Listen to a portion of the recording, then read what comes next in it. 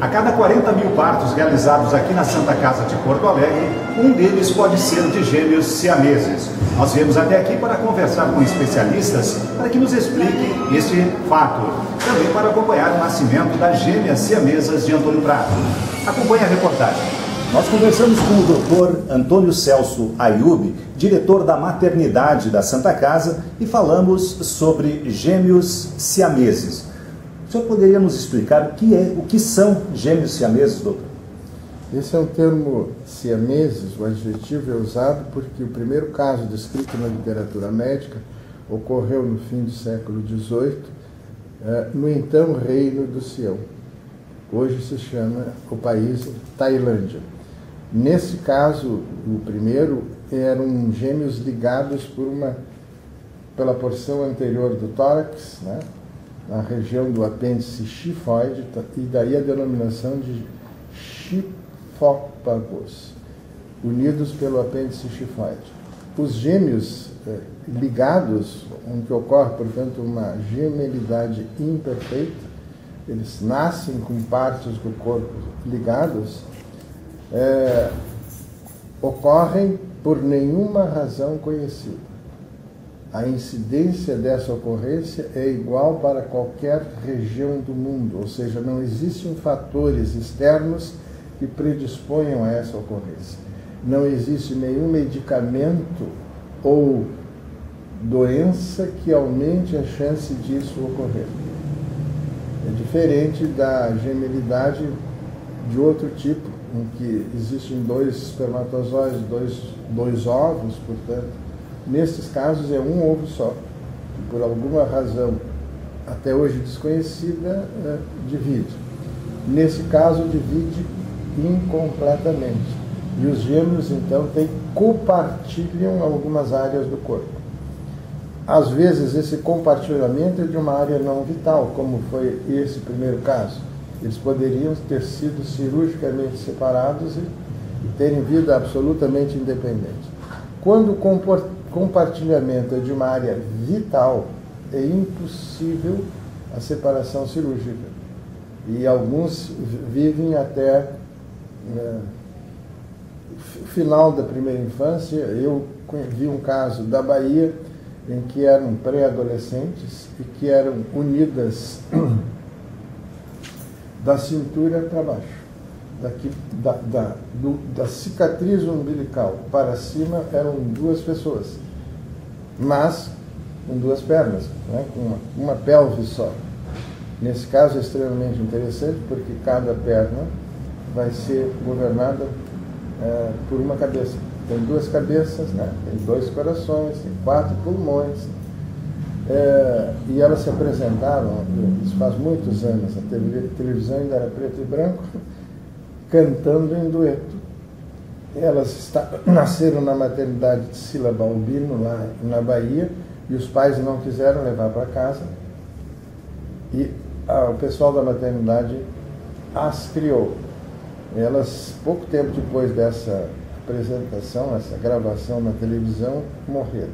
Porque a chance de sobreviverem por muito tempo é muito pequena nesses casos. Há casos, no entanto, em que esse compartilhamento é tão importante que a chance de sobrevida é muito pequena, não mais do que horas ou dias, e que é absolutamente impossível separar, porque a área compartilhada é indispensável para qualquer dos dois. Então, separar significa impedir a vida que continue.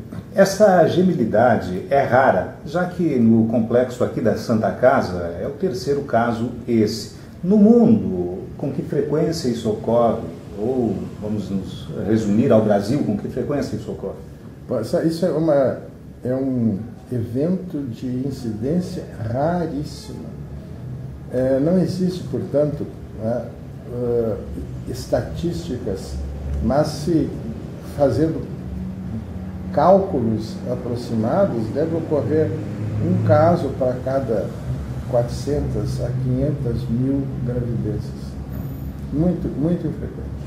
E sendo essa geminidade com órgãos individuais para cada criança, após quanto tempo é possível a separação? A separação cirúrgica, nos casos em que é possível, vai depender da condição clínica das crianças. Se as crianças estão bem, é o mais cedo possível. Um caso ocorrido aqui na Santa Casa, há 11 anos, elas foram operadas mais ou menos com 4 meses de idade. É verdade que era um caso bem complexo, em que havia necessidade, como havia um único fígado, foi necessário dividir o fígado, né, o que já torna a cirurgia muito mais delicada e de resultados muito menos como a gente gostaria. Uma delas, a menorzinha, sobreviveu algumas semanas e a outra morreu com poucos meses. São casos, então, que são um desafio para os cirurgiões. Então, na verdade, esse tipo de caso, como o senhor falou no início, ele não tem a influência do uso de drogas, de álcool, outras substâncias por parte da mãe. De nenhuma substância, de nenhum medicamento, de nenhum tipo de alimentação, ou quem sabe de poluição, como já foi aventado. Não. Não se sabe, mas se pode dizer que estas causas podem ser afastadas, porque senão ocorreria mais em determinadas regiões em que isso estivesse acontecendo. Não é. A incidência é igual, rara, mas com a mesma raridade nas mais diferentes regiões do mundo. A partir de quanto tempo de gestação os médicos podem identificar essa anomalia? Bom, o diagnóstico de que são gêmeos pode ser feito muito cedo na gravidez. Hoje em dia, como se dispõe da ultrassonografia, já com 7, 8 semanas de gravidez é possível dizer que são gêmeos, ou quem sabe mais, trigêmeos, quadrigêmeos. A precisão, quando são mais de 2, diminui um pouco, porque às vezes se vê que tem mais de um, mas não, pode ser que sejam 3, pode ser. Aí precisa um pouco mais adiante. Mas no fim do primeiro trimestre da gravidez, o diagnóstico está feito quanto à gemelidade. Agora, quanto à ocorrência de gemelidade imperfeita, que eles sejam unidos, aí depende da complexidade do caso específico. Mas também, por volta aí já no segundo trimestre, é possível dizer que existe áreas compartilhadas do corpo. Essa gemelidade pode ocorrer em que parte do corpo, além da parte torácica? Qualquer parte do corpo. Existem gêmeos unidos pela cabeça, cefalópagos, céfalos de cabeça, né?